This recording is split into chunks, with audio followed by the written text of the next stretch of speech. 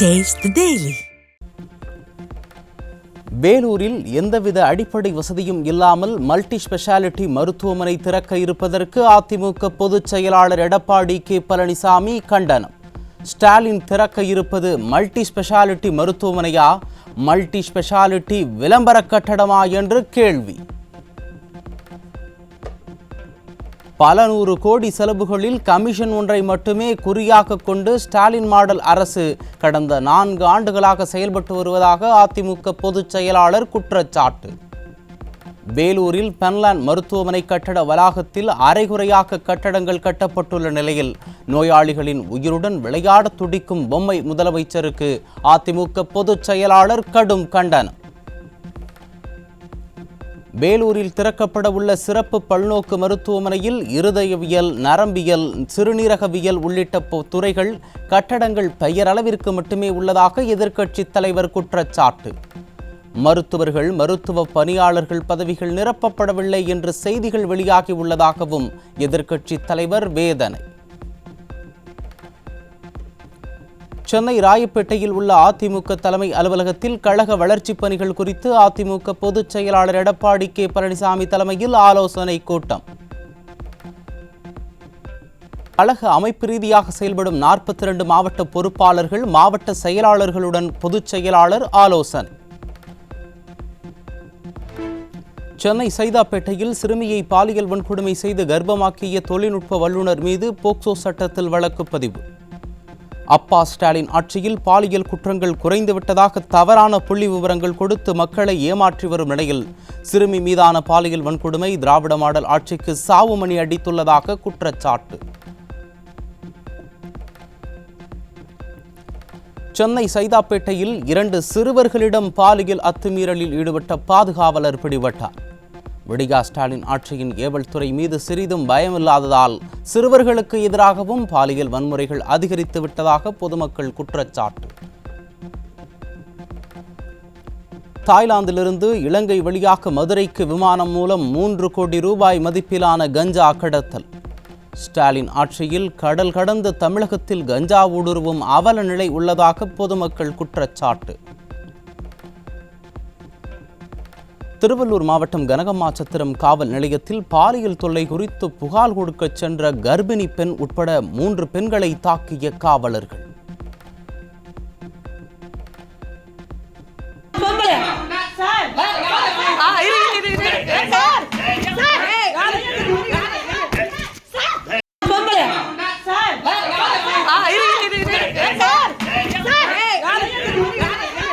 காவலர்கள் நடத்திய கொடூர தாக்குதல் குறித்த வீடியோ வெளியான நிலையில் குற்றவாளிகளுக்கு ஆதரவாக செயல்படுவதுதான் ஸ்டாலின் மாடல் காவல்துறையின் வேலையா என மக்கள் கேள்வி.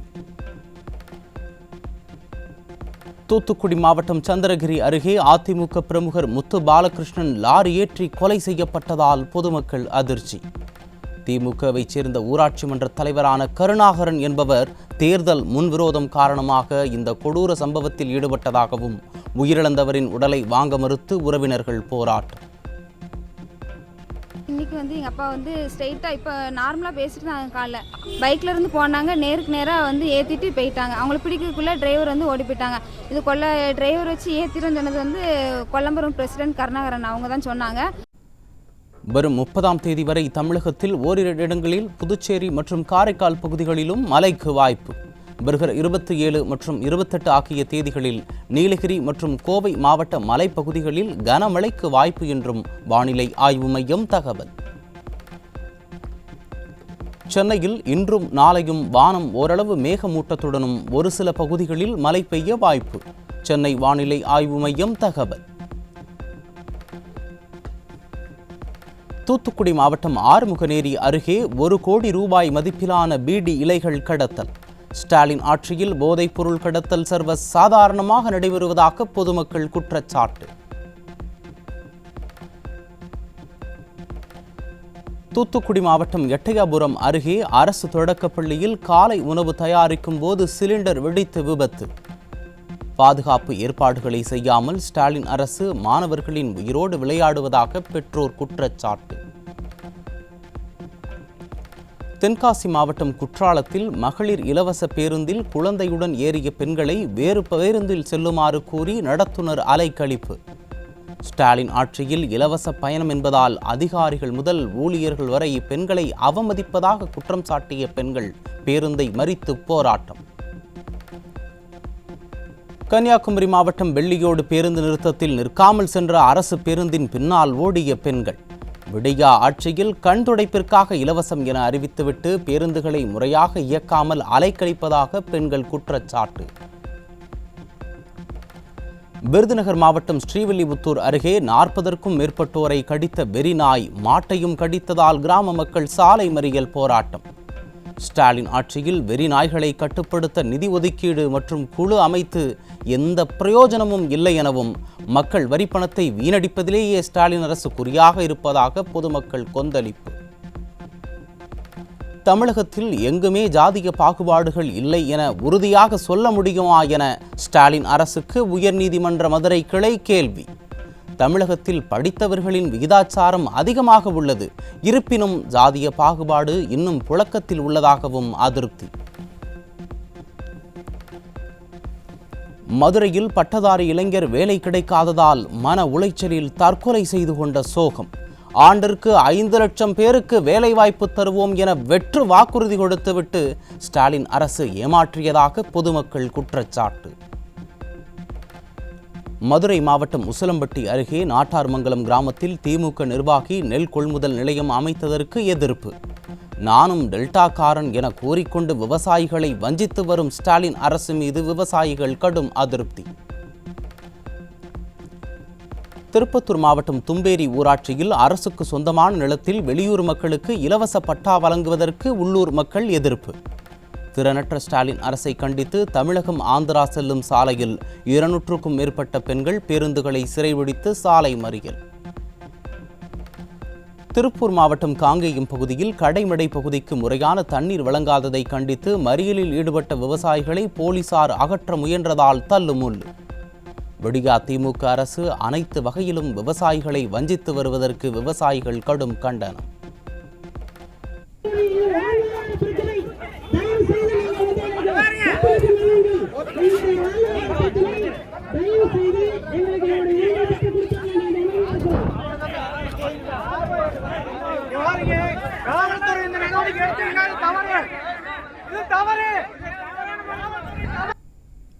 திருச்செந்தூர் அருகே ஆசிரியர்களின் பெயர்களை எழுதி வைத்துவிட்டு 10ஆம் வகுப்பு படித்து வந்த பழங்குடியின மாணவன் வீட்டில் தூக்கிட்டு தற்கொலை.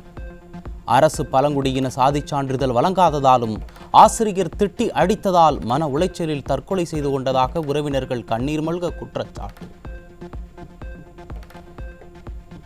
சென்னையில் ஆபரண தங்கத்தின் விலை சவரனுக்கு 600 ரூபாய் குறைந்து ஒரு சவரன் 73,240 ரூபாய்க்கு விற்பனை.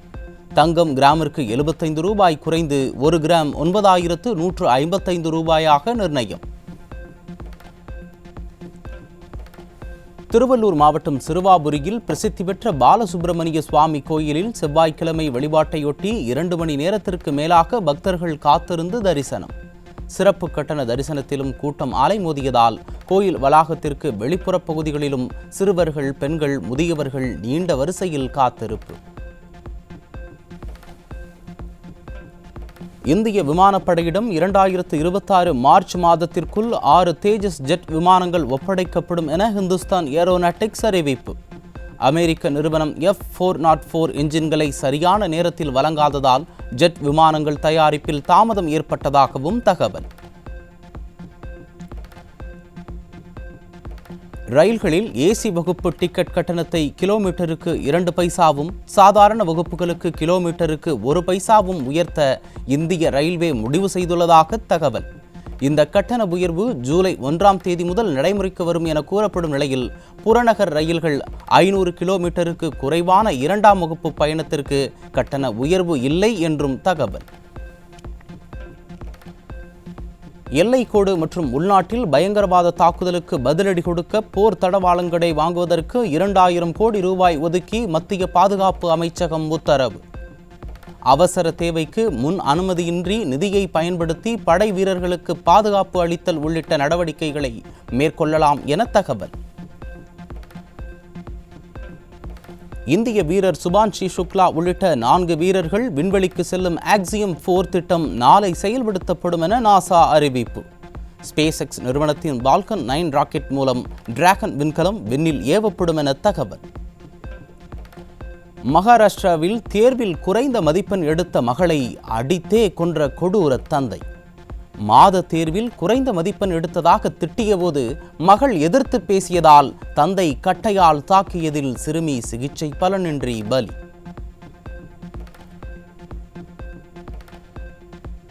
குடும்பஸ்தன் வெற்றியை அடுத்து நடிகர் மணிகண்டனுடன் இயக்குனர் தேசிங் பெரியசாமி இணைய உள்ளதாக தகவல். நடிகர் சிம்புவின் 50வது பட துவக்கம் தள்ளிப்போவதால் சிறிய பட்ஜெட் படத்தை இயக்க தேசிங் பெரியசாமி விருப்பம்.